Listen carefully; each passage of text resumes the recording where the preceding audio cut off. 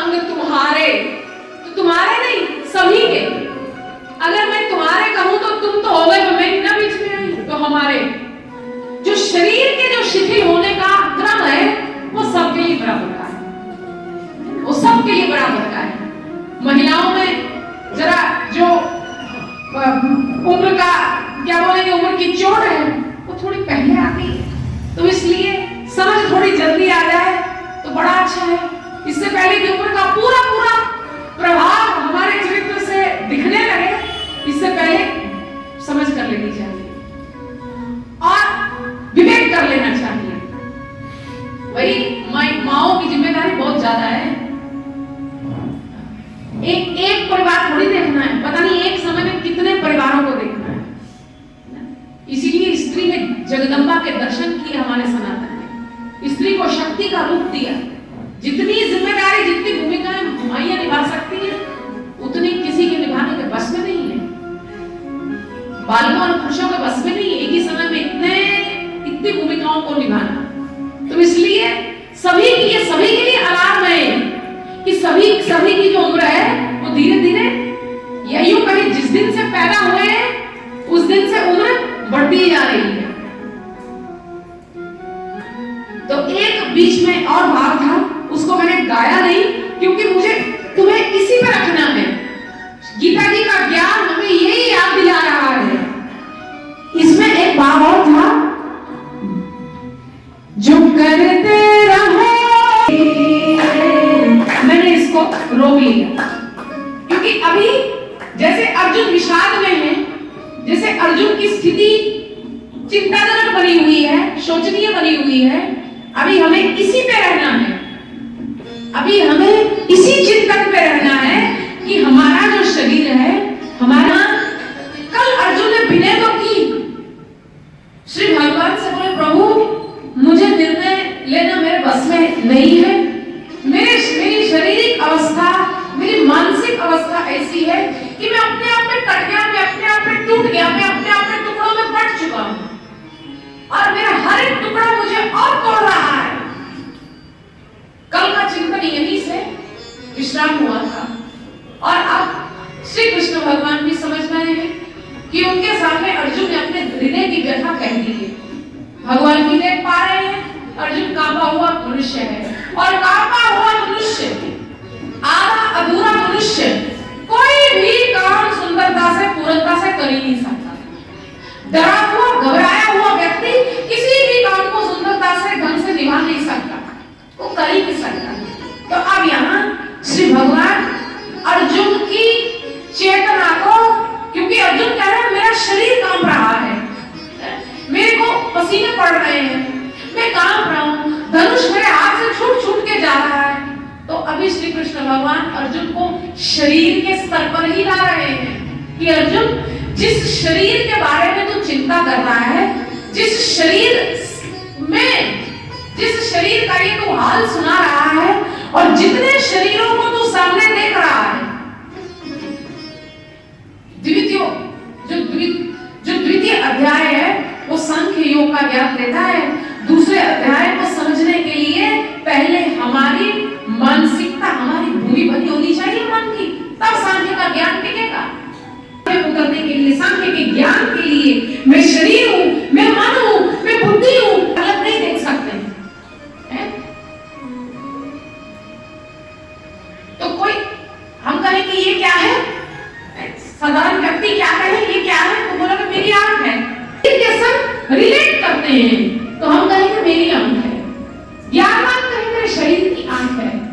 ज्ञानी अपने आप को शरीर से अलग देखता है, और जो मोह से ग्रस्त है, विषाद से ग्रस्त है, चिंता से ग्रस्त है, वो मनुष्य अपने आप को शरीर देखता है, वो अपने आप को परिस्थिति देखता है। कल को आगे रहने दो, अभी को पकड़ लो, इसी क्षण को देख लो, इसी क्षण में आ लो। श्री भगवान अर्जुन से कह रहे, अर्जुन तू अपने आप को शरीर जान रहा है ना, तू अपने आप को शरीर समझ रहा है, लेकिन वास्तविक बात यह है देहिनो अस्मिन् यथा देहे कौमारम यौवनम जरा तमयति। श्री भगवान अर्जुन को याद दिलाते, अर्जुन बात यह है कि तुम अपने आप को शरीर मान रहे हो, तुम भूल गए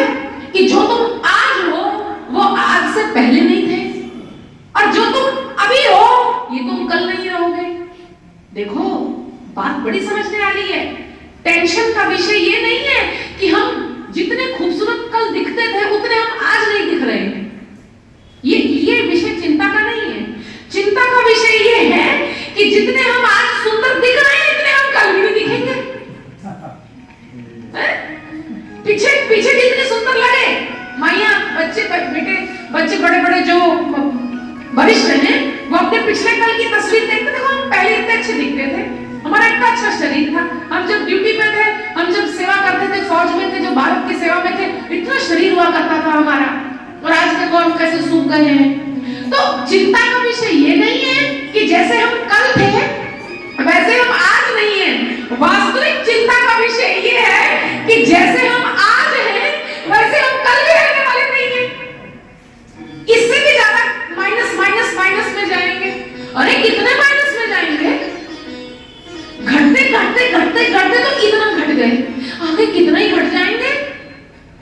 चिंता पिछली भी बराबर है, चिंता अगली भी बराबर है, पर फिर क्या किया जाए, फिर क्यों ना जो अब है इसी को पकड़ लिया जाए, पर फिर नहीं दुविधा, इसको भी पकड़ नहीं सकते।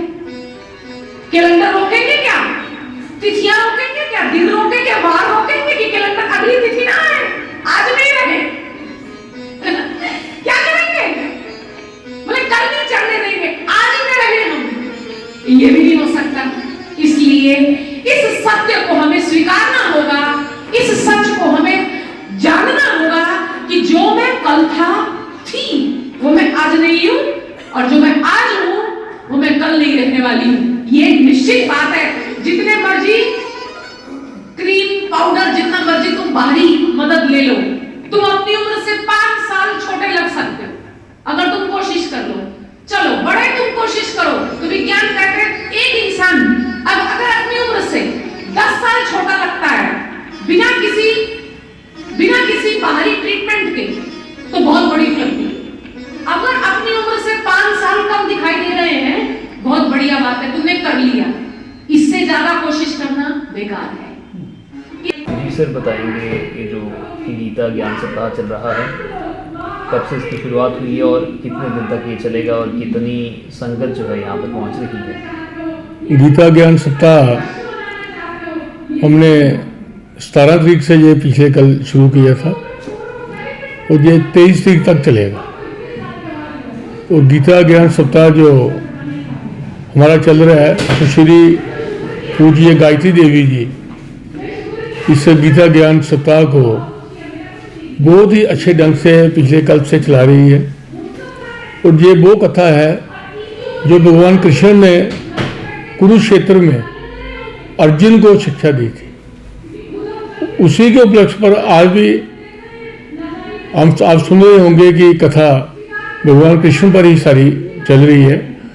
और भगवान कृष्ण ने जो उपदेश दिए थे वो वेदों के हिसाब से दिए थे, उसी प्रकार की ये कथा जो है ये चल रही है।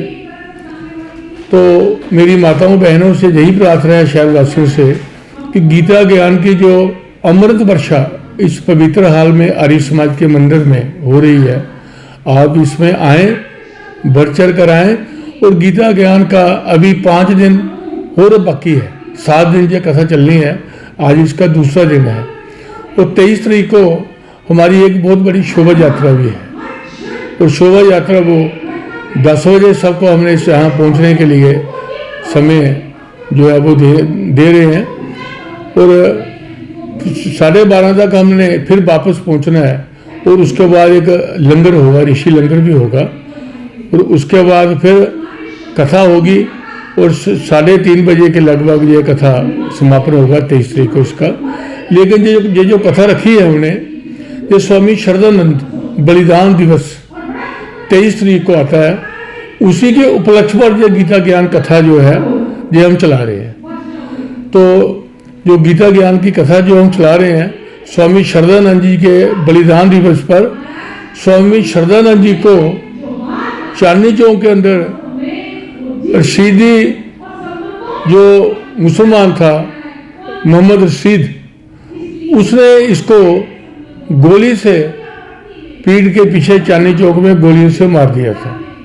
हमारे 11 लोग जो हिंदू थे वो उन्होंने मुसलमान बन चुके थे हजारों के हिसाब से, और उन्होंने उन हिंदुओं को वापस लाने का काम किया। और वो मोहम्मद रशीद जो उग्रवादी था, उसने स्वामी श्रद्धानंद जी को बलिदान कर दिया। और उन्हीं के ये हर साल हम शोभा यात्रा निकालते हैं, कथा करते हैं। तो इसलिए स्वामी श्रद्धानंद बलिदान वृक्ष पे उपलक्ष्य पर यह गीता ज्ञान सप्ताह चल रहा है और इसका अंतिम दिन जो है वो 23 तारीख को होगा। धन्यवाद। सर, क्या देखते हैं कलयुग का समय है, कितनी ज़रूरत ऐसे कथाओं की है और शहरवासियों से क्या आग्रह करेंगे कि यहाँ पर जितने लोग अभी पहुँचे हैं और जितनी संगत नहीं आ पाई है उनको क्या मैसेज रहेगा, कितनी ज़रूरत ऐसे प्रवचनों की लोगों को सुनने की है?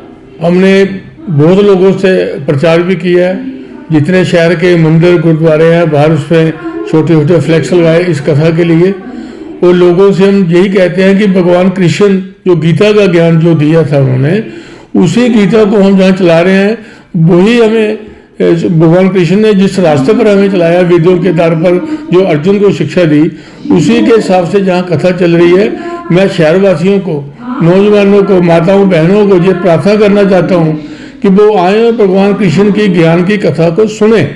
हम जब पैदा हुए थे नंगे आए थे और नंगे ही चले जाएंगे। हम जब समय आए थे हमें नलवाने वाला भी कोई दूसरा था, और जिस समय हम जाएंगे इस शरीर को छोड़कर हमें नलवाने वाला भी उस समय भी कोई दूसरा होगा। इसलिए जिनका जन्म हुआ है उसकी मृत्यु निश्चित है। लेकिन हम जितना भी ये ज्ञान की कथा सुनेंगे, हम अपने जीने का ढंग जो भगवान कृष्ण ने हमें दिया था, हम बिल्कुल राम से, हम जैसे आए थे अच्छे कर्म करेंगे तो राम से आए थे और राम से ही हम जहाँ से फिर तरीके से हम जाएंगे। मेरी माताओं बहनों से, बच्चों से यही प्रार्थना है कि आप लोग आए और ज्ञान की कथा को सुने। आज लोग और उल्टे सीधे कामों में पड़े हैं, नशा में, नशेड़ी में, दूसरे कामों में, और माताओं बहनों से यही प्रार्थना है वही शिक्षा दे सकती है अपने बच्चों को, वो जहाँ पर लाए और गीता का ज्ञान की कथा सुने और उनको समझ आएगी कि भगवान कृष्ण ने क्या कहा था।